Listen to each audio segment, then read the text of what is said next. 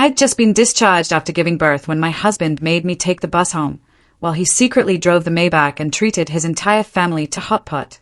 2 hours later, he was bankrupt, and the truth about who I really was left his whole family terrified. You want to hear something absolutely insane? My husband, the man I just pushed a baby out for, left me hobbling out of the hospital, 5 days postpartum from a C-section, and told me to take a city bus home. Meanwhile, he drove off in my Maybach, taking his family out for a celebratory steak dinner. He had no idea that was the last ride of his lavish life, because just 2 hours later, his entire empire would crumble, and when the true identity of his ordinary wife was finally revealed, his family would literally tremble in fear. Let me tell you, the smell of antiseptic in that hospital was so strong it made my nostrils burn. Or maybe it was just the nameless bitterness welling up inside me. I sat on the edge of the bed, my hands clutching my lower abdomen. That C-section incision, only 5 days old, still seeped blood and throbbed with a sharp, insistent pain every time I moved. Around me, other new mothers were being gently supported by their husbands, fed spoonfuls of warm soup by their mothers-in-law. The room was filled with cheerful chatter about the futures of their newborn babies. But me? I was utterly alone, with a shabby duffel bag and my tiny son sleeping soundly in his bassinet. Ethan, my husband, the man I once thought was my entire world, was leaning against the window frame. He didn't look at me once. His fingers flew frantically across his phone screen, muttering numbers from some multi-million-dollar deal he was always boasting about. It was all so typical. Are you done yet? You're so slow, Ethan snapped, his eyes still glued to the screen. The doctor signed your discharge papers half an hour ago. Who are you trying to guilt-trip by just sitting there? I bit my lip, trying to suppress the searing pain and struggle to my feet. The heavy duffel bag on my shoulder made me sway. I looked at him, my eyes pleading. Ethan, my incisions still hurt so much. Could you please carry the bag for me? I have to hold the baby. He finally looked up, his brow furrowed in annoyance, as if I had asked for something outrageous. He clicked his tongue, snatched the bag from my shoulder, and slung it over his own with a jerk. You women are so soft. My grandmother used to say they'd have a baby and be cooking dinner an hour later. Now you complain about a little pain? Hurry up. My mom is calling. The mention of my mother-in-law, Brenda, made my heart clench. Brenda, the woman who always told the neighbors she loved me like her own daughter, but behind my back, scrutinized every grain of rice I dropped, every strand of hair I shed. Ethan's phone rang again. He put it on speaker, and Brenda's shrill voice echoed through the quiet hospital room. Ethan, honey, come on down. Me and Sarah are waiting at the main entrance. Let's get to that steakhouse. I'd booked a table at Oceanic Prime to celebrate my grandson's arrival. We have to celebrate in style. Make everyone jealous. A lump formed in my throat. Celebrating their grandson, but not a single word of concern for the daughter-in-law who had just gone through life-threatening surgery to bring him into the world. I spoke up timidly. Honey, I just gave birth. The doctor said I need to avoid crowds and rich food. A steak and seafood dinner isn't a good idea for me right now. Ethan whipped his head around, his eyes as sharp as daggers. Who said you were going? You're going home to watch the house. Mom says you have bad juju right after giving birth. That you'll jinx my business deals if you come along. I'll drop you off at the corner. You can walk from there. His words were like a bucket of ice water dumped on me in the middle of winter. I looked at the man I had shared a bed with for 2 years, and suddenly he seemed like a terrifying stranger. So, in their eyes, I was just an incubator. Once my job was done, I was disposable. A jinx. Bad luck. I bent down to pick up my son, hiding the tears that threatened to spill. The baby stirred, making little sucking noises for milk. Oh, my sweet boy, I thought. That's your father, and that's your grandmother. They welcome you with a lavish party, but cast your mother aside like trash. I took a deep breath, swallowing my bitterness. Fine. If they were going to be this heartless, I no longer needed to play the role of the gentle, submissive wife. Ethan was already striding out of the room, not even glancing back to see how his wife and newborn son were managing. I followed, each heavy step sending a jolt of pain through my body. But the physical agony was nothing compared to the knife twisting in my heart. Out in the hallway, a cold draft made me shiver. Ethan walked ahead, his back straight, the picture of an arrogant, rising executive. He had no idea the curtain was about to fall on his little play. And the price for today's cruelty would be far more expensive than any dinner he had ever eaten. The elevator doors closed, shutting me off from the hospital's noise, but creating a suffocating silence between us. Ethan admired his reflection in the mirrored wall, adjusting the collar of his blazer. "Got to look sharp for the partners later," he muttered. I looked at him and sneered internally. "Sharp? Let's see what's left of you when that shiny veneer is stripped away. Besides your own pathetic weakness." A cool autumn breeze hit me as we exited the building, and I quickly pulled the blanket tighter around my son. The first thing I saw was the gleaming black Maybach parked brazenly in the very important person pickup lane. That was my car. To be precise, it was a wedding gift my father had secretly given me. But Ethan had sweetly borrowed it to impress his business partners and had gradually claimed it as his own, a trophy to flaunt to the world. He strutted towards it with a cocky air, pulled out a handkerchief, and wiped an imaginary speck of dust from the hood, treating the car with more care than he ever showed his wife and child. I thought he would open the door for us to get out of the wind. But no. He stood blocking the door, reached into his pocket, and pulled out a crumpled $20 bill. He thrust the $20 into my hand, looking at me as if I were a beggar. "Hey!" His voice was cold, devoid of emotion. "The bus stop is right across the street. The fare is only $2.75, so you'll have enough left over for a bottle of water. Take the M15. It goes right by our neighborhood." I stared at the green bill in my hand, then at the $500,000 luxury car beside him. The comparison was excruciating. His wife, 5 days after a C-section, her wound still fresh, was being sent to a crowded public bus while he drove off alone in a super-luxury sedan. "What did you say?" My voice trembled, not from the cold, but from pure rage. "You want me to take our 5-day-old son on a bus? Are you even human? This car is huge. Why can't we ride in it?" Ethan scoffed, a look of disgust on his face. "What do you know? I have to pick up Mom and Sarah, and then I'm meeting my partners for the contract signing. Look at you. You reek of sour milk. Your hair is a mess. Your clothes are frumpy. If you sit on my imported Italian leather, the smell will never come out. And what if the baby spits up? Do you know how much it costs to get the interior detailed?" "Your Italian leather." I let out a sharp, bitter laugh. "Ethan, have you forgotten whose name is on the title of this car?" His face darkened. He hated being reminded of my family's money. He jabbed a finger at my forehead, hissing through clenched teeth. "Don't you dare pull that crap with me. You married into the Thompson family, so what's yours is ours. I'm the one earning the money to support this family now, and I make the decisions. If you know what's good for you, take the money and go. Don't make me angry or you won't even get the $20. With that, he turned his back, opened the driver's side door, and carefully brushed off the seat before sitting down, as if afraid of contamination from the hospital I stood there, frozen, staring at the man I had once loved, for whom I had sacrificed my youth and abandoned a life of luxury to follow the call of love. Was this what our love was worth? A crumpled $20 bill, a car horn blared behind me. Passers-by started to point and stare at the woman holding a baby, crying in the cold next to the smug man in the luxury car. But Ethan didn't care. His ego was bigger than the sky, but his dignity was smaller than a speck of dust. I clenched the bill in my hand so tightly my nails dug into my palm.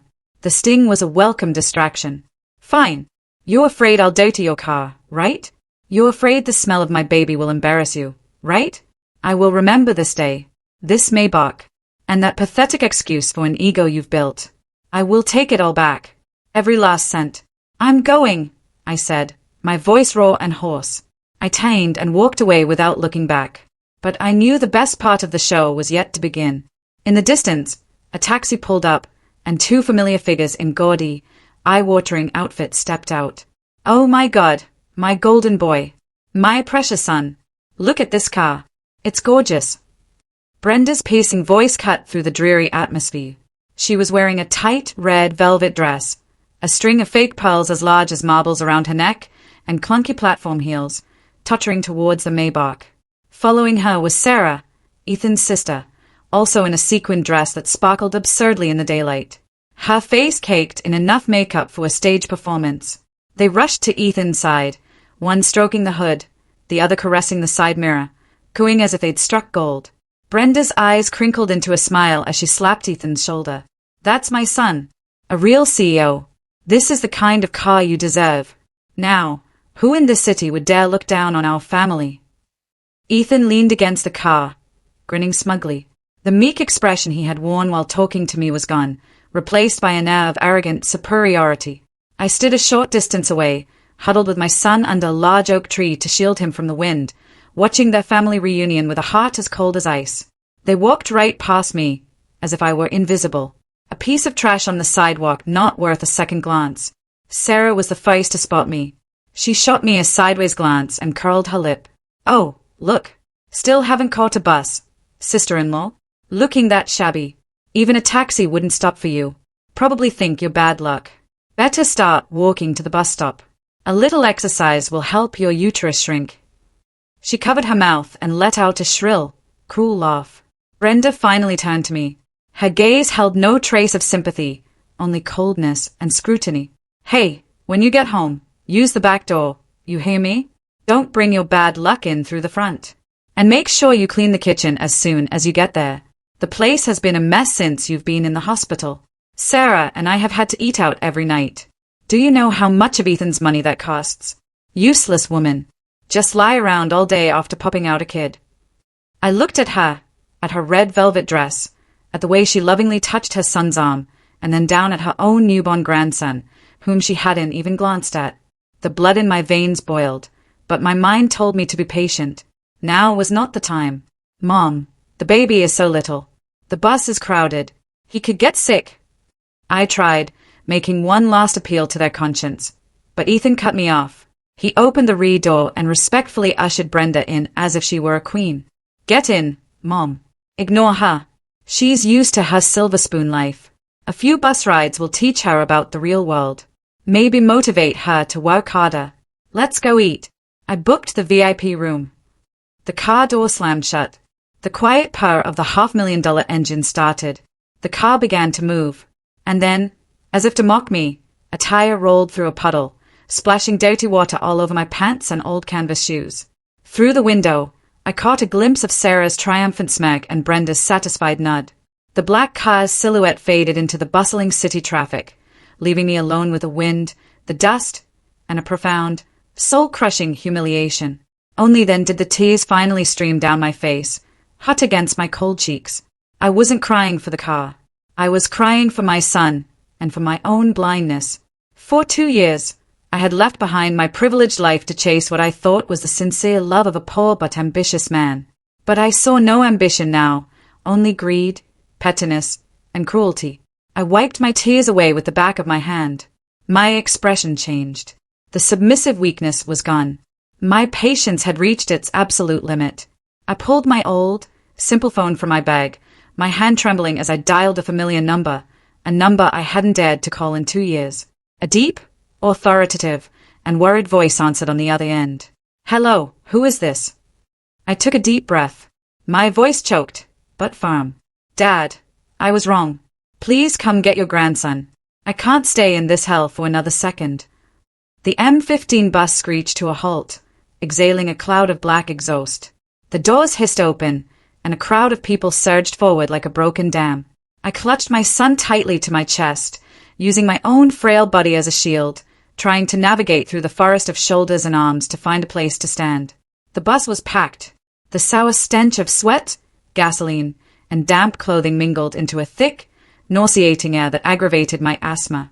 The C-section wound throbbed with every jolt and shudder of the old vehicle. I gritted my teeth, a cold sweat breaking out on my forehead, my legs trembling so badly I thought I would collapse. Move in, make room, the driver yelled. I was shoved against the cold glass of the window. My baby, Noah, startled by the crush of bodies, began to wail.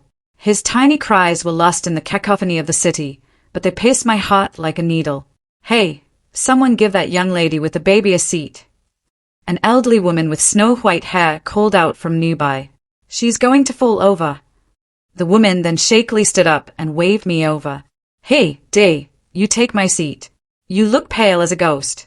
Bless your heart. Tears welled in my eyes as I bowed my head and thanked her profusely. A complete stranger, no blood relation, was willing to give up her seat for me and my son. And my husband, my child's father, had thrown us out onto the street in our most vulnerable moment. The irony was a bitter pill to swallow. Once seated, I finally allowed myself to exhale. The bus lumbered on, each pothole sending a nauseating lurch through my body. I stared out the window at the endless stream of cars, the skyscrapers, the glamorous lights of this city. None of it had ever felt like it belonged to me since the day I married into Ethan's family. Suddenly, my phone buzzed. It was a notification for an Instagram Live from Sarah. The caption, dripping with sarcasm, hit me like a punch, taking my amazing mom and my CEO brother out for a celebratory dinner for the new heir # living the high life # family first.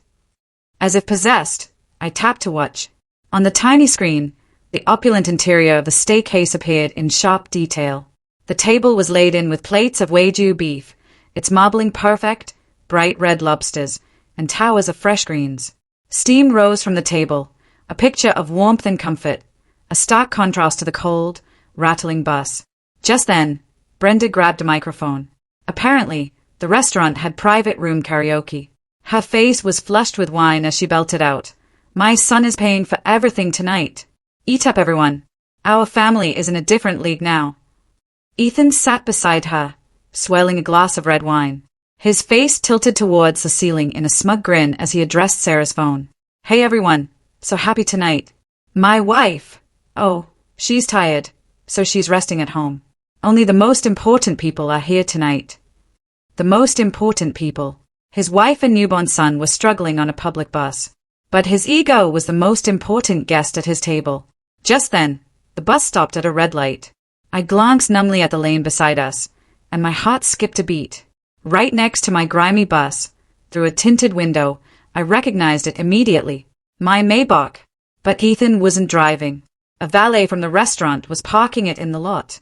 It turned out I had traveled right past the very restaurant where they were celebrating. We were separated by a single pane of glass, yet we were in two different worlds. One was a glittering, fake illusion. The other was the raw, painful truth. I stayed at my car, then down at my phone screen where Ethan was laughing at my expense. "Noah," I whispered to my sleeping son, "look closely. This is the last time your father will ever smile so smugly. I promise you." The light turned green. The bus shuddered and pulled away, leaving the bright lights of the steakhouse behind. Inside me, a plan for revenge began to take shape, colder and clearer than ever before. The submissive wife was dead. All that remained was a mother rising to protect her child. The thumping bass from the restaurant sound system, mixed with the roar of other diners, created a chaotic but distinctly expensive atmosphere. The spicy, rich aroma of grilled steak and garlic butter filled the air, stimulating the appetites of those hungry for vanity. Through Sarah's still-live Instagram feed, I watched Ethan flag down a waiter with the imperious air of a king summoning a servant. "Hey, bring us 2 more orders of the A5 Wagyu, a bottle of the O5 Bordeaux. Oh, and the molten lava cake for my mom. She needs to keep her strength up." The young waitress bowed politely, though a flicker of hesitation crossed her face. "Sir, those are some of our pricier items. Would you like to review the menu again?" Ethan slammed his hand on the table, making Brenda, who was gnawing on a lobster claw, jump. He glared at the waitress. "Are you implying I can't afford it? Do you know who I am? I'm the CEO of Apex Innovations. Just bring it. Money is no object." Sarah aimed the camera at her brother's face, her own expression a mask of fawning admiration. "See, everyone, my brother is a true mogul. He spoils his mom and sister like no one else. Not like some cheapskate sister-in-law I know who haggles over the price of lettuce." Brenda, swallowing a mouthful of steak, chimed in. "That's right. His wife is completely useless. Good for nothing. Thank God this family has Ethan to bring in the money or we'd be on the streets now. Eat up, son. Eat up. You need your strength to make more money." Ethan beamed, reaching into his blazer pocket and pulling out a knockoff alligator wallet he'd bought on Canal Street. From inside, he ceremoniously extracted a sleek black credit card, holding it up to the camera like a trophy. "Paying with the black card tonight. Just a swipe. No need to even look at the price." Watching this on the bus, I burst out laughing. People turned to stare at me like I was crazy, but I didn't care. That was a supplementary credit card I had set up for him a year ago with a $50,000 limit. linked directly to my personal trust fund account. He always believed the bank had given it to him based on his company's prestige, never knowing that it was only approved because I had used my own savings as collateral. For the past year, he had been spending my money lavishly on shopping sprees, on other women, and then coming home to lie about it being a project bonus. I knew everything, but I had turned a blind eye, wanting to preserve the peace in our family. But tonight, that card would be his one-way ticket to hell. I closed the Instagram app and opened my mobile banking app. My finger hovered over the card management section. Secondary card holder, Ethan Thompson. Status, active. I took a breath. On the other side of the city, Ethan was still rambling on about his imaginary projects, about the glorious future of the Thompson family. Brenda and Sarah were still cackling over a pile of money they thought was his. Eat up, I muttered. Enjoy every last bite because soon you'll be coughing it all back up. My finger pressed down. Beep. A confirmation message appeared on the screen. Card successfully locked. All future transactions will be declined. At that exact moment, my phone buzzed again. It was a text from my father. I've sent someone to get you. The car is waiting at the next bus stop. Come home, my daughter. The game is over. I turned off my phone, holding my son close. The bus slowly pulled into the next stop. Through the drizzling rain that had begun to fall, I saw a fleet of black Rolls-Royces waiting like silent panthers for their master.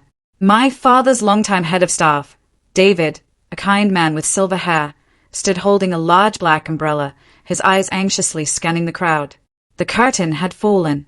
It was time for the phoenix to rise from the ashes. As for those crows, they had no idea the storm that was about to break over their heads. The drizzle turned into a steady downpour, cold drops hitting my face and neck. But strangely, I didn't feel the cold anymore. The fire of retribution in my heart was burning too brightly, incinerating every last trace of the fragile woman who had just walked through the valley of death. The lumbering bus pulled away from the curb, leaving me standing under the flimsy, leaking shelter of the bus stop. But I hadn't gotten back on. I knew my home wasn't the place where that treacherous man was. From a distance, the convoy of black cars approached, parting the sea of rush-hour traffic with an intimidating grace. A Rolls-Royce Phantom with a custom license plate led the way, flanked by 2 Range Rover escorts. Pedestrians stopped and stared, likely thinking a head of state was passing through. The Phantom pulled up directly in front of me. The door swung open, and a man in his 60s with salt and pepper hair and a meticulously tailored suit rushed out.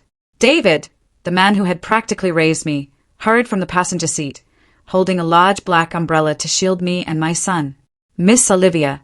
Oh, my dear Miss Olivia. David's voice was thick with emotion, on the verge of tears. But my eyes were fixed on the man standing frozen before me. My father, William Sterling, the chairman of Sterling Holdings, a man whose slightest cough could send tremors through the city's business world. My father looked at me, then at his newborn grandson wrapped in a worn old blanket, and then down at my own mud-splattered canvas shoes. His eyes turned red, and a vein pulsed on his forehead. He didn't say a word. He just lunged forward and pulled both of us into a tight embrace. His broad, strong shoulders trembled. Dad, I'm so sorry. I buried my face in his chest, which smelled faintly of cedar wood and success. Tears streamed down, washing away the grime of the city and the stain of my humiliation. I was so wrong. Let's go home, sweetheart. I'm here now. His voice was deep, laced with the pain he was trying to suppress. He took off his suit jacket and draped it over me, carefully shielding his grandson from the wind. I was helped into the car. The interior was warm, smelling of rich leather and a hint of orange essential oil. The family's private doctor immediately began checking on Noah. I leaned back into the plush seat, feeling as if I had just woken from a long, grueling nightmare. My father sat beside me, his hand gripping my cold one. He pulled out his phone and dialed a number. He didn't need speakerphone. In the quiet sanctuary of the car, I heard every cold, brutal word he uttered. Hello, it's Sterling. Within the next 2 hours, I want Ethan Thompson's little startup, Apex Innovations, wiped off the city's business map. Cut all his credit lines, freeze his accounts, and get the IRS and the SEC to pay him a visit. The reason is he dared to make my daughter ride the bus. My father hung up, tossing the phone aside. He stared out the window at the storm raging outside, his expression as sharp as a razor. He wants status, I'll show him what it means to be a nobody. He loves money. I'll let him taste what it's like to have nothing. The car glided away, carrying me far from the fake poverty I had so foolishly embraced. But a vague worry lingered. Ethan was a petty man. When cornered, would he try to bite back? While I was being cocooned in my father's care, back at the most expensive restaurant in the city, the Thompson family celebration was reaching its peak. I knew every detail because the restaurant's security system was owned by my father's corporation, and I was watching a live feed on an iPad. The VIP table was a mountain of food. Steam rose into the air, mingling with the raucous laughter of 3 people drunk on their perceived victory. Ethan sat in the middle, face flushed, swirling his wine glass, spouting nonsense about his make-believe deals. Don't you worry, Mom. I'm hitting it big this year. That Westgate development project is in the bag. I've sunk everything into it. 1 signature, and the money will pour in like a flood. I'll buy you a lakeside mansion, hire a dozen maids to wait on you. Brenda was ecstatic, grinning so wide her eyes disappeared. She placed a massive shrimp on her son's plate. Oh, you sweet talker. But listen, son, you need to keep an eye on that wife of yours. She's from the sticks. Now that we're rich, she might try to sneak money back to her poor parents. I just don't trust her kind. Oh, Mom, don't worry about it. Ethan waved a dismissive hand, chewing on a piece of wagyu. She's an idiot. Does whatever I say. I control all the money. I have her bank cards. What can she do? All she's good for is having babies and cooking. Sarah, still live-streaming, chimed in. Totally, Mom. My sister-in-law is as dumb as a rock. Ethan told her to get on the bus today and she just stood there with a blank face. Didn't even argue. It was hilarious. Everyone watching. Give my brother a like. That's how a real man trains his wife. I watched the screen, my finger tracing a line on the cold glass. Train his wife. We'll see who's training whom. Just then, Ethan's phone rang. It was his strategic partner, a man Ethan always bragged was his brother from another mother. He motioned for his family to be quiet, smoothed his hair, adopted a serious tone, and answered the call. Hey, Greg, it's Ethan. I'm at dinner. Have you arrived yet? I can have them set another place. But the smile on Ethan's face vanished, snuffed out like a candle in a hurricane. His face went from red to pale to a bloodless white. His hand trembled, and his chopsticks clattered to the table. What? What do you mean? We had a deal. Greg, wait. Listen to me. Hello? Hello? The line went dead. Ethan stared at his phone in a daze, beads of sweat popping on his forehead. The Westgate project, the single lifeline that was keeping his finances afloat, had just been cancelled. The partner had been brief. We received a directive from the top. We're forbidden from doing business with your company. What is it, son? What's wrong? Brenda asked, concerned, a piece of fish still halfway to her mouth. Ethan flinched, quickly waving his hand and forcing a pained smile. Nothing, Mom. Nothing. Just a small hiccup. He had a sudden emergency. Let's keep eating. He grabbed his wine glass and drained it in one gulp. But his hand shook so badly that wine sloshed onto his expensive white shirt. He didn't know that was just the opening shot in the financial massacre my father had orchestrated for him. Ping! A text message alert on Ethan's phone. He glanced down. It was from his bank. Your corporate account has been frozen at the request of federal authorities. Ethan's eyes widened in horror. He blinked, but the damning words remained on the screen. My father's car had brought me to the gates of our family estate. The golden wrought iron gate slowly swung open, revealing a stone-paved driveway leading to a magnificent mansion that for the past 2 years I'd only dared to look at on Google Maps to soothe my homesickness. The car was silent, but I knew that on the other side of the city, my husband's world was just beginning to implode. The moment my foot touched the plush red carpet in the foyer, the phone in my bag vibrated. It was Ethan. I looked at the screen, at the contact name, My Love, that I had once so carefully saved. How ironic it seemed now. I took a deep breath, gestured for everyone to be quiet, and answered. Hello. My voice was light, unnervingly calm. Where the hell are you? Ethan's roar came through the phone, a mixture of panic and baseless anger. Are you home yet? Is dinner ready? I've been calling the landline and no one's picking up. Are you going to make me and my mother come home to instant noodles? He still had no idea he was standing on the edge of a cliff. He was still using that domineering, patriarchal tone with me, as if he thought I was still that mousy girl slaving away in our cramped, greasy kitchen. I'm not at the apartment, Ethan, I replied, my eyes admiring the brilliant crystal chandelier hanging from the ceiling. I'm at my father's house. Your father's house? He scoffed, his voice dripping with contempt. That little shack in the countryside. Why would you drag the baby to that godforsaken place so he can pick up your peasant habits? Get an Uber and come back right now. I'm giving you 30 minutes. If you're not back, you'll regret it. Beside me, my father had heard everything. He took the phone from my hand and put it on speaker. He didn't say anything, just signaled to David to turn on the living room sound system. A graceful classical symphony filled the air, the sound quality so pristine it could only come from a six-figure audio setup. Do you hear that? I asked Ethan again. What's that noise? Are you at a coffee shop? Must be nice to have so much free time, he snapped. No, it's the music at my father's house, I said with a soft, chilling smile. You just enjoy your meal. Eat as much as you can, because I'm afraid this will be the last good meal you'll have for the rest of your life. What are you talking about? Are you cursing me? Ethan stammered, a note of anxiety finally creeping into his voice. I'm not cursing you. I'm just warning you, I said slowly, enunciating each word. Oh, and by the way, the lobster there is delicious. Make sure you eat the shell, too. Soon, you won't even be able to afford the shells. I hung up. My hand was shaking, not from fear, but from the cruel thrill of instilling terror in the man who had trampled on me. My father patted my shoulder. Well done, sweetheart. Now go rest. Let me finish taking out the trash. But I shook my head. No, Dad. I want to watch.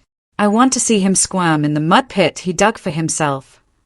Just as I predicted, 60 minutes after my call, the real storm hit the Thompson family's dinner table. Ethan's phone was no longer a communication device. It was a time bomb, ringing incessantly with calls of doom. Mr. Thompson, it's a disaster.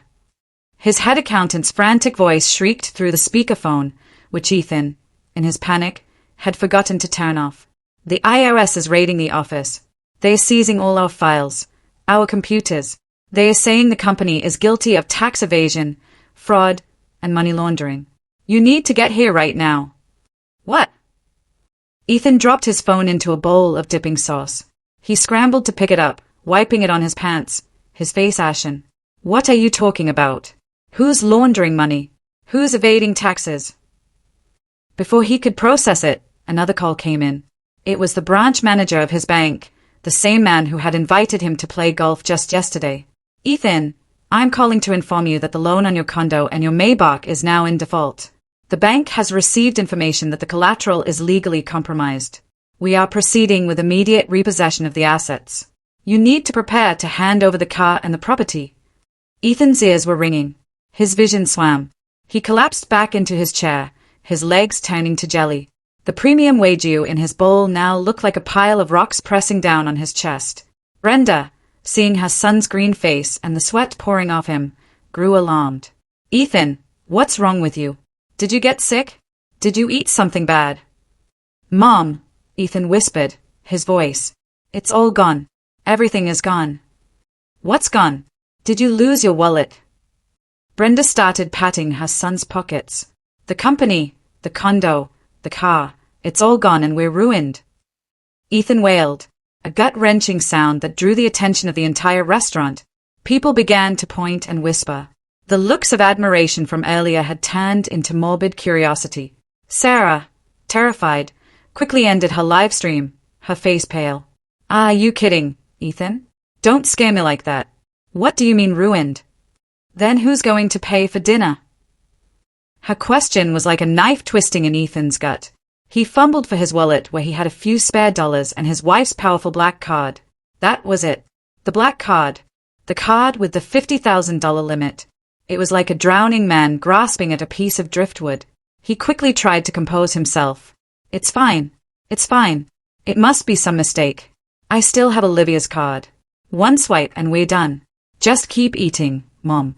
Let me make a call and sort this out. But his hands trembled so much he couldn't even dial a number. Cold sweat ran down his neck, dripping onto the table, creating a pathetic, chaotic scene. And the worst was yet to come, waiting for him at the checkout counter. The party ended in an atmosphere as heavy as a funeral. Brenda, not wanting to waste the expensive food, tried to stuff a few more pieces of steak into her mouth and even sneakily tried to pack leftovers into a plastic bag, but a waiter politely stopped her, causing her to curse under her breath. The bill arrived.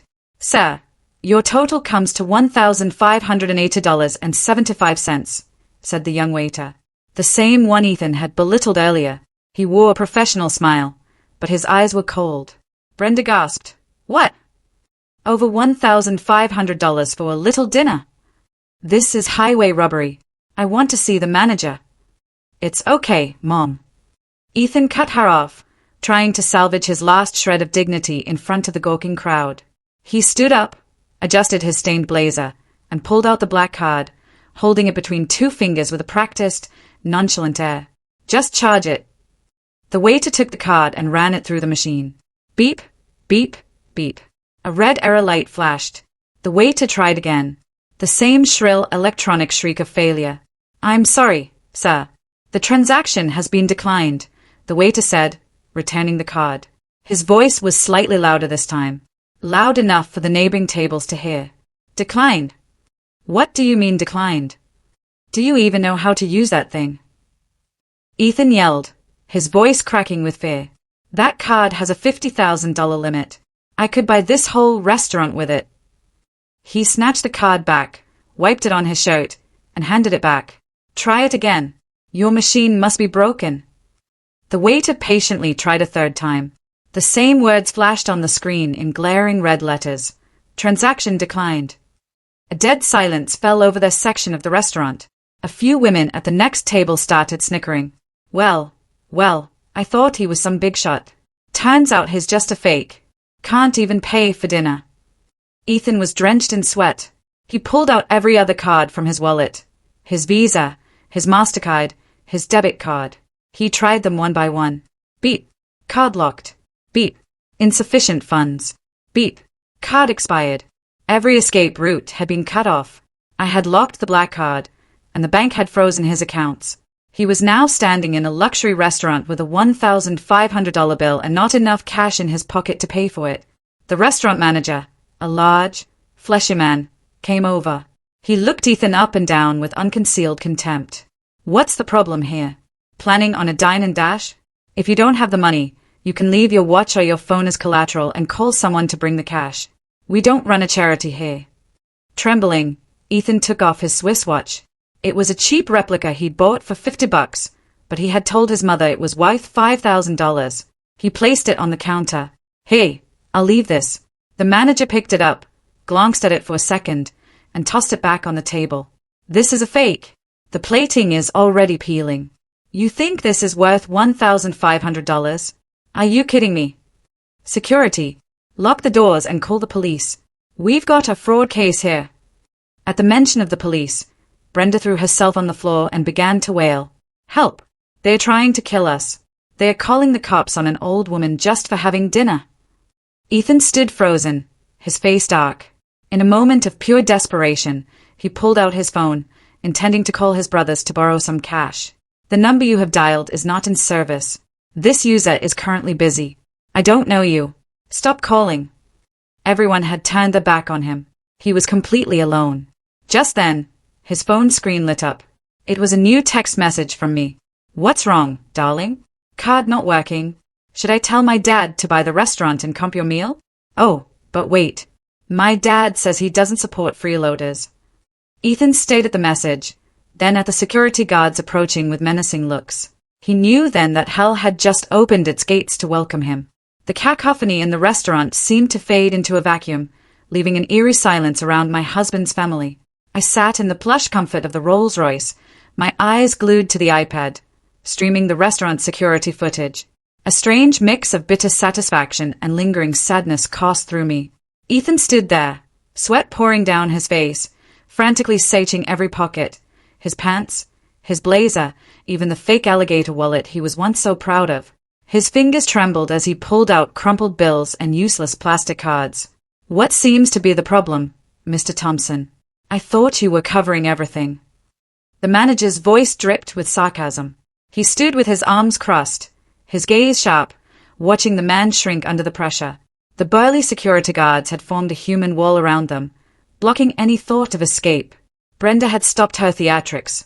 She sat on the cold tile floor, her face ashen, her eyes darting around for an escape route that didn't exist. The haughty pride of a CEO's mother had been stripped away, leaving her looking like a common thief caught in the act. I'll leave this watch, Ethan stammered, holding out the fake watch. It's a Patek Philippe. I bought it in Switzerland for $5,000. You can hold it until I bring the money tomorrow. The manager held the watch up to the light. It took him all of 3 seconds. He smirked and tossed it onto the marble tabletop with a clatter that sounded like a nail being hammered into the coffin of Ethan's dignity. Buddy, are you for real? This is a cheap knockoff from Canal Street. You think you can use this to cover a nearly $1,600 bill? You must think we're idiots. Security, lock the doors and call the police. We've got a fraud case here. Ethan's face turned a bruised shade of purple. He turned to his mother and sister, his eyes pleading for help. Sarah, my ever-dramatic sister-in-law, was now trying to make herself invisible, clutching her purse and pretending she didn't know the man making a scene. Sarah, do you have any money? Let me borrow it. I'll pay you back double tomorrow. Ethan pleaded, grabbing his sister's arm. Sarah yanked her arm away as if she'd been burned. Are you crazy? Where would I get that kind of money? All my cash is tied up in my online boutique. I only have enough for a taxi. You're the CEO. You figure it out. You're lying. I saw you bragging online yesterday about selling 100 orders. Ethan lost what little composure he had left. He started wrestling with his own sister for her purse in the middle of the crowded restaurant. The scene of two siblings tearing at each other over money was a spectacle for the other diners. People pulled out their phones to record. Laughter and jeers erupted. Look at that. I thought he was a tycoon. Turns out he's just broke. All talk and no cash. Someone get this on video. This is gold. Brenda, seeing her children fighting, let out a pathetic cry. Oh, this family is cursed. Ethan, let your sister go. Are you going to rob her to pay your debts? Finally, under the threat of the guards and the crushing weight of public humiliation, Sarah reluctantly pulled out a messy wad of cash. Ethan had to empty his own pockets and take out several high-interest payday loans on his phone right then and there. Between them, they barely scraped together enough to cover the bill. The manager counted the cash carefully before nodding to his guards. Next time you're broke, eat at a food truck. Don't come in here and doty our seats. Now get out. The three of them shuffled out of the restaurant, heads bowed in shame. I watched Ethan's slumped shoulders on the screen, feeling no pity. This was only the beginning. The price for betrayal wasn't just one expensive meal. They walked through the revolving doors, thinking the nightmare was over. But they didn't know the real storm was waiting for them in the parking lot where Ethan's last shred of pride, his Maybach, was about to be ripped from his grasp forever. A sudden downpour washed over the city, cleansing the streets but exposing the misery of its inhabitants. The three of them stood huddled under the restaurant's awning, watching the sheets of rain. The cold wind made Brenda shiver and sneeze. Her gaudy red dress, now soaked and clinging to her, made her look like a drowned turkey. Where's the car? Tell the valet to bring the car around now. I'm freezing to death. Brenda pounded on her son's back. Ethan looked around nervously. Just as he was about to call for the valet, a calm, firm voice cut through the sound of the rain. There's no need to look. The car no longer belongs to you. A man in a black suit, holding a briefcase and sheltered by a bodyguard with an umbrella, emerged from the rain. It was Mr. Harrison, the head of the legal department for my father's corporation, a man known in legal circles as Harrison the Hammer. His face was impassive, radiating an authority that made people instinctively shrink back. Who are you? Where's my car? Ethan stammered. Mr. Harrison calmly pulled a thick file from his briefcase and held it out. The top page, bearing the official seals of the court and the bank, was splattered with rain, but the words were still perfectly clear. I am the legal representative for the owner of the Maybach license plate. He read the number aloud. According to the power of attorney and the credit agreement you signed, You may have neglected to read the fine print. This vehicle is a property of your wife, Miss Olivia Staling. Due to your severe breach of the terms regarding marital assets, combined with your company's loan defaults, which triggered a cross-collateral repossession clause, my client has decided to reclaim her property, effective immediately. The words hit Ethan like a lightning strike. He lunged for the papers, but the bodyguard, built like a linebacker, simply pushed him back. He stumbled and fell onto the wet, slippery pavement. You're lying. I drive that car. I pay for the gas. I maintain it. It's my image. You have no right. Ethan screamed in desperation, rainwater mixing with the tears streaming down his contorted face. Mr. Harrison adjusted his glasses, his voice as steady as a machine. You were merely borrowing the car to maintain an image, Mr. Thompson. Miss Staling was very generous to let you use it for the past 2 years to fool the world. But today, when you forced her and your newborn child to take a bus, you burned your last bridge. With that, Mr. Harrison held up the familiar key fob. In the distance, the Maybach's lights flashed twice. The engine roared to life, and the car glided away into the rain, leaving Ethan sitting on the pavement, reaching out helplessly as if trying to catch a shattered dream. My son's car. Oh, heavens. The car is gone. How will we live? Brenda collapsed onto the ground, wailing and kicking her feet in a puddle of dirty water. Sarah stood beside her, pale and silent, terrified of being dragged further into the mess. Other luxury cars began to pull out of the valley, the headlights sweeping over the 3 pathetic figures writhing in the rain. No one stopped. No one offered help. The high society world they had so desperately wanted to join was, by its very nature, ruthlessly cold. Ethan sat there, his expensive suit, which I had paid for, now covered in mud. The car wasn't just a vehicle. It was the entire foundation of his successful CEO identity. Now he was back to what he truly was, a broke, powerless man drowning in debt. Home. Let's go home, he muttered, his voice trembling. To the condo. At least we still have the condo. He scrambled to his feet, pulling his mother and sister up. The 3 of them staggered toward the street to hail a cab. But in the pouring rain of rush hour, every taxi was occupied. Weiss, seeing their drenched and disheveled state, no driver wanted to let them in. They ended up having to call a single Uber, cramming 3 people into the backseat, and began the slow, humiliating journey back to the luxury apartment building. Ethan still called his home, but he had no idea that his home had now become a cold, empty trap, and the last door of refuge was about to be sealed shut. The grand lobby of the Royal Town Residences building offered no comfort tonight. As Ethan, Brenda, and Sarah trudged inside, they left a long trail of dirty water on the polished marble floor. The doorman gave them a suspicious look, but recognizing them, said nothing. Ethan, trying to hold on to his last bit of pride, held his head high as he walked to the elevator and pressed the button for the 18th floor. We're almost home, Mom. You can take a hot shower. I'll turn on the heat for you tomorrow. Tomorrow, I'll figure it out. I'll get the money.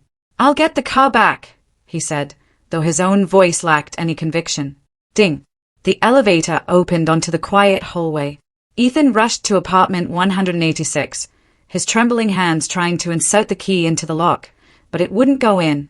He tried again and again, turning it over, sweat breaking out on his brow. What's wrong? Are you drunk? Can't you open your own door? Brenda demanded impatiently. It's not working, Mom. I think the lock has been changed, he stammered, his face draining of all color. Just then, the door swung open from the inside, but it wasn't me. It was a stout, middle-aged woman with a heavily powdered face, bright red lipstick, and a vape pen puffing out a cloud of smoke. It was Mrs. Gable, the actual owner of the apartment, a woman I had arranged to rent from under her name to test Ethan's character for the past 2 years. Mrs. Gable eyed the 3 drenched figures at her door, a sneer on her face. Well, if it isn't CEO Thompson. Did the whole family go for a swim in the river? What are you doing in my apartment? Ethan yelled. Did you change my locks? Do you know that breaking and entering is a crime?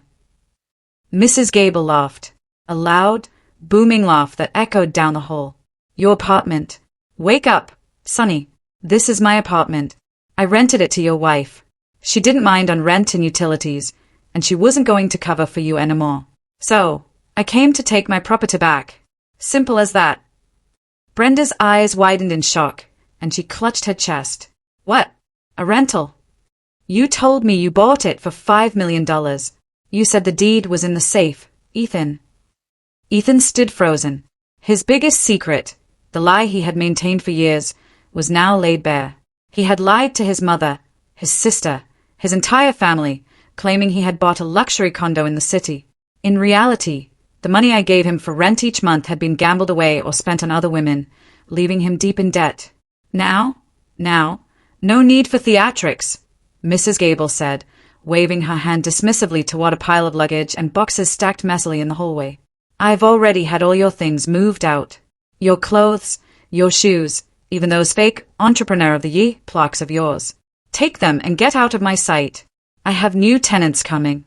Oh, and your 3-month security deposit? That's going toward your unpaid rent. You still owe me $2,000 for utilities. Pay up or I'll post your story all over social media. Please, my mother is sick. It's raining. If you kick us out, where will we go? Ethan fell to his knees, begging. Just let us stay for one night. We'll be gone in the morning. Not a chance. This isn't a homeless shelter. Get lost. Mrs. Gable slammed the door shut. The click of the deadbolt was like a judge's gavel sealing their fate. The shock was too much for Brenda. She let out a small gasp and fainted, collapsing onto the hallway floor. Sarah screamed, Mom, Mom. Ethan, I think she's dead. Ethan cradled his mother, sobbing hysterically. He looked at the closed door, then at their belongings piled up like garbage. For the first time in his life, he felt the absolute powerlessness of a man with nothing. No car, no home, no money. Where do we go now?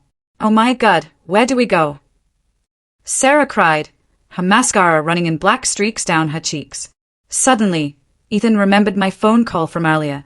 My voice echoed in his mind, not as a lifeline, but as a rotten piece of wood in a flood. I'm at my father's house. He vaguely recalled a time we were driving through the exclusive Greenwich Estates neighborhood. I had pointed to the largest, most spectacular mansion and joked, when we get old, let's retire here. That's my dad's house. He had laughed at me then, calling me delusional. But now it was his only hope. Olivia's house, he thought, gritting his teeth. His eyes bloodshot. She can't be so cruel as to let her own mother-in-law die on the street. The journey from the city to the suburban estates was the longest and most miserable of their lives. With no money for a taxi and their phones dead, they had to use Sarah's last few dollars to take the bus, the very mode of transport Ethan had scorned just hours before. On the bus, he huddled in a back corner, hiding his face with his jacket, terrified of being recognized. Brenda had revived, but lay limply against Sarah, moaning and cursing my name with what little strength she had. After getting off the bus, they had to walk another 2 miles in the dark, pouring rain to reach the gated community. The elegant cobblestone roads were slick, and Brenda fell several times. I can't walk anymore, she wheezed, collapsing onto the curb. That wretched girl. She ruined me. She tricked me. Just a little further, Mom. Once we get there, I'll make her kneel and apologize to you. I'll make her give me back all my money, Ethan seethed, half dragging his mother along. He still clung to the delusion that I was just throwing a tantrum, that once he showed up and asserted his authority as a husband, I would relent. Sarah trudged beside them, the heel of her shoe long broken. She walked barefoot, crying from the cold and the pain. This is all your fault. You said you had everything under control, and now look at us. I would have been better off staying in our small town. Shut up. Ethan spun around and slapped his sister across the face. When I had money, you were happy to spend it. Now that I'm down, you turn on me. 3 ghosts arguing and tearing at each other in the dark. Hunger, cold, and fear had stripped away all pretense, revealing their true selfish natures. Finally, they saw the warm yellow glow of European-style street lamps. Before them stood Greenwich Estates, the enclave of the super-rich. And in the center, the most prominent of all, was my family's estate. The 10-foot-tall iron gates were intricately designed, the stone walls stretching endlessly in either direction, dotted with security cameras. The main house was lit up like a palace from a fairy tale. Ethan stood before the gate, staring up at its grandeur, feeling as small as an ant. He swallowed hard, his earlier confidence vanishing, but the cold and hunger pushed him forward. He rushed to the gate and banged on the cold iron. "Olivia! Olivia! Open up! It's me, your husband!" His pounding echoed in the rainy night, but the only response was the imposing silence of the mansion. "Olivia, are you coming out? Your mother-in-law is dying out here. Are you trying to kill her?" Suddenly, a bright spotlight from the guardhouse flashed on, blinding them. A side gate buzzed and slowly opened. Ethan's face lit up. "She's opening it. She's scared. Way in." But it wasn't me who emerged. It was David, my family's head of staff, dressed in a pristine black suit and white gloves. He was followed by 2 towering security guards, each holding the leash of a German shepherd that was growling low in its throat. David stood blocking the entrance, looking at the 3 bedraggled figures with a detached curiosity one might reserve for strange insects. He said nothing, merely taking a silk handkerchief from his pocket and holding it to his nose as if to filter out their contaminated air. "Who are you looking for?" he asked, his voice quiet but resonant with authority. "I'm here to see my wife, Olivia. Tell her to come out here. I'm her husband," Ethan said, trying to sound commanding. David raised an eyebrow, his expression a mask of derision. "There is no Olivia, your wife, here. There is only Miss Olivia Sterling, the sole heir to Sterling Holdings. And as I recall, Miss Sterling does not have a husband who looks quite so disheveled. How dare you insult me? I'm a CEO." Ethan sputtered. "A CEO?" David gave a small, chilling laugh. "The CEO of a bankrupt shell company that's been seized by the government. Mr. Thompson, perhaps you should take a look in a mirror." With a nod from David, one of the guards stepped forward and tossed a folder into a puddle at Ethan's feet. The splash soaked the papers inside. "Miss Sterling asked me to give you this. It's a petition for divorce. She has already signed it. Whether you sign it is your choice, but I'd advise you to do so quickly. Every second you delay, your debt grows." Ethan stared at the divorce papers floating in the muddy water. The words divorce petition were like a hammer blow. "No, I want to see her. Let me in." He tried to charge forward, but the 2 German shepherds lunged, barking fiercely, causing him to scramble backward and fall to the ground. Seeing the dogs, Brenda shrieked in terror and wet herself, a dark stain spreading on her dress. She clasped her hands together, bowing to David. "Sir, please, I beg you, sir. Let us in out of the rain. My grandson is in there. My only grandson." David looked at Brenda with a mixture of pity and disgust. "Madam, when you were forcing Miss Sterling and her newborn onto a bus, were you thinking of your grandson then? When you were feasting at a steakhouse, did you think about your daughter-in-law, cold and in pain? This is a private residence, not a public market. You cannot come and go as you please. Close the gate," David commanded.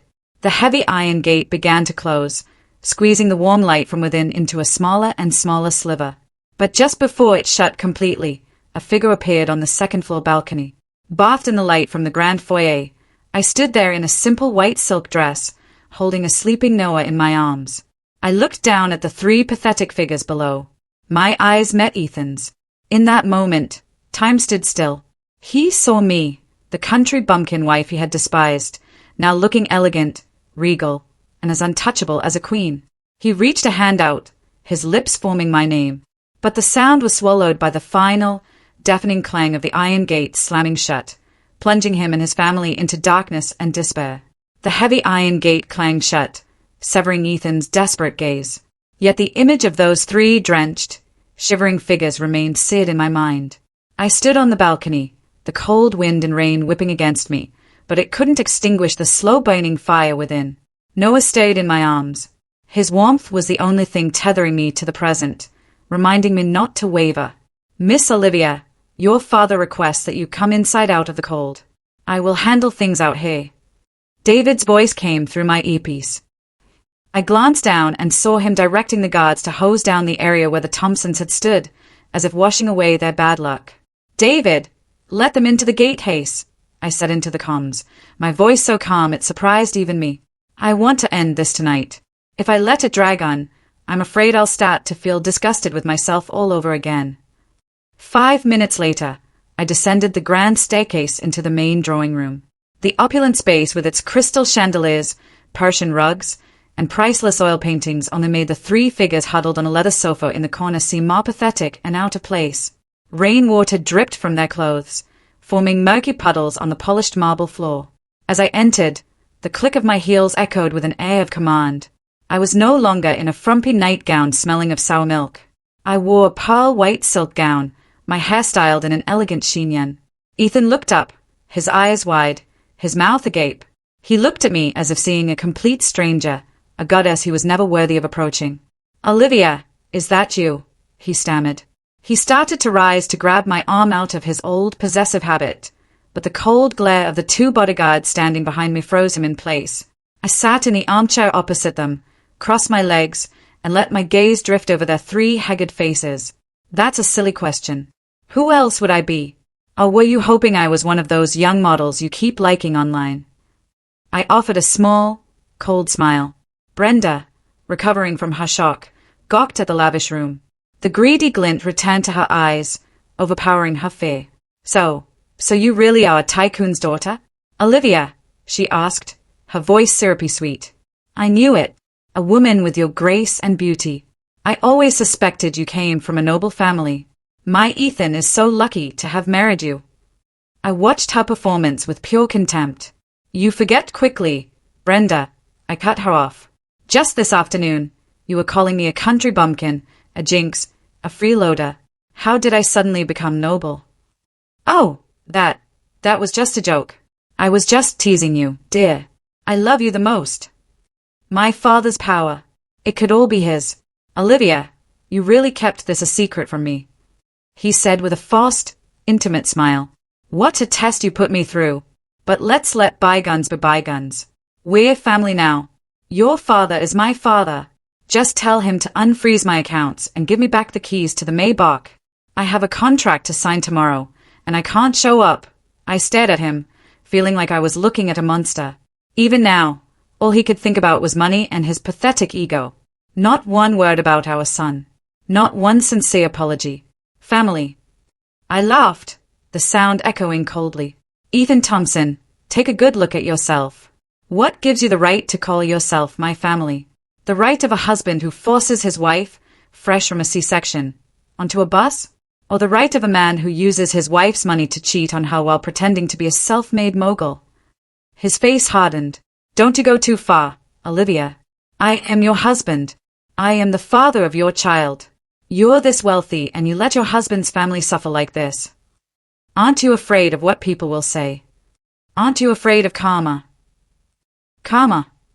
I stood up and slammed my iPad down on the table. The sharp crack made all three of them jump. "You want to talk about karma? Fine. Let me show you what karma looks like." I pressed play. An audio recording filled the room, crystal clear. It was Brenda's shrill voice. "Ethan, you better keep a tight grip on the money. Now that she's had the baby, she served her purpose. Once my grandson is a little older, find an excuse to kick her out and marry someone from a better family." Then came Ethan's cackle. "Don't worry, Mom. I've got it all planned. I'm having my lawyer transfer the title of the Maybach to my name. Once that's done, I'll dump her so fast her head will spin. She's an idiot. She'll sign whatever I put in front of her." Ethan's face went from pale to sheet white. Brenda's jaw dropped. Sarah stayed at the floor. "Did you hear that?" I said, my eyes blazing. "That was a conversation from inside my car yesterday, when you thought I was oblivious. Karma comes quickly, Ethan, and it's standing right in front of you." The drawing room doors opened. My father walked in, followed by two uniformed police officers and Mr. Harrison, the lawyer. The air grew thick, heavy, and suffocating. "Ethan Thompson," my father said, his voice low and powerful, like the pronouncement of a death sentence. "You have two choices. Listen carefully." The grand drawing room had become a makeshift courtroom.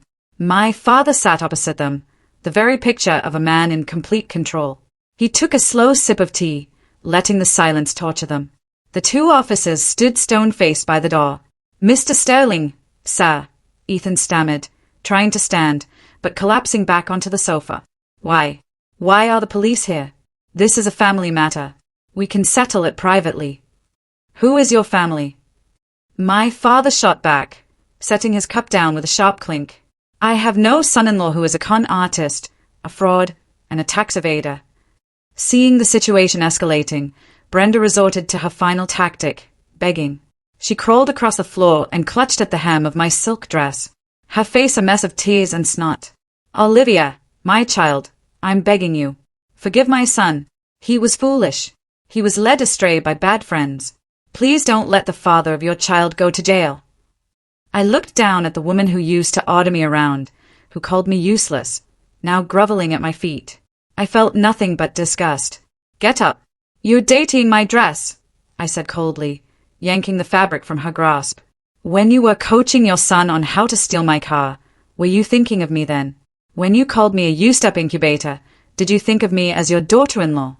Don't use my son to emotionally blackmail me now. It won't work. Sarah, seeing her mother rebuffed, also dropped to her knees. Sister-in-law, please. I was wrong. I was just jealous of you. That's why I said those things. Please forgive Ethan. If he goes to jail, our family is finished. Sarah, you're not naive. You're smart. I said, you took your fair share of the money Ethan stole from me to buy your clothes and makeup, didn't you? Don't worry. My lawyer has a complete record of every transfer he made to you. That makes you an accessory. At the word accessory, Sarah's face went white and she fell silent. Ethan looked at his pathetic mother and sister, then back at my father and me. He knew he was trapped. The pride of a patriarchal man was warring with his terror of prison. Fear won. He knelt, his knees hitting the cold marble floor. Olivia, I'm sorry. I know I was wrong. I'm a terrible person. I was greedy, arrogant. But please think of Noah. He's so young. He can't have a father in prison. I'll do anything. I'll be a slave for your family. Just please don't send me to jail. He was crying, but they were not tears of remorse for hurting me. They were tears of regret for getting caught. My father signaled to Mr. Harrison, who stepped forward and placed a file and an expensive fountain pen on the table. Enough with the performance, Mr. Thompson. The audience is bored. The lawyer said, there are 2 documents here. You have a choice. Ethan looked at the file fearfully. Option 1, Mr. Harrison stated, you sign nothing. We immediately forward the entire case file, financial fraud, tax evasion, embezzlement, to the district attorney's office. Given the amount you've stolen, you're looking at a sentence of 12 to 20 years in federal prison. And of course, you'll still have to pay back every cent. Brenda gasped at the number 20 and clutched her chest, looking like she was having a genuine heart attack. Option 2, Mr. Harrison continued, flipping to the second document. You signed this amicable divorce petition, granting full and sole custody of your son to Miss Sterling. You will walk away with nothing. No claim to any marital assets, as they were all funded by Miss Sterling to begin with. In return, she will not press criminal charges regarding the funds you embezzled from the family. And my client will use his influence to persuade your other creditors to arrange a payment plan. You won't go to prison, but you will be, in the truest sense of the word, destitute. Ethan stared at the 2 choices, cold prison bars or a life of freedom and humiliating poverty. I knew which he would choose. He loved himself more than anything. I choose, he said, his hand trembling as he reached for the pen. Suddenly, Brenda lunged forward, grabbing his arm. Don't sign it. If you sign, we'll lose everything. My grandson. I won't let her raise him. I let out a bitter laugh. Even now, she only saw my son as a possession. Think carefully, Brenda, I said. His father is in jail for 20 years. You're old and sick, and Sarah is useless. What will you feed him? Will he grow up with the shame of being the son of a convicted felon?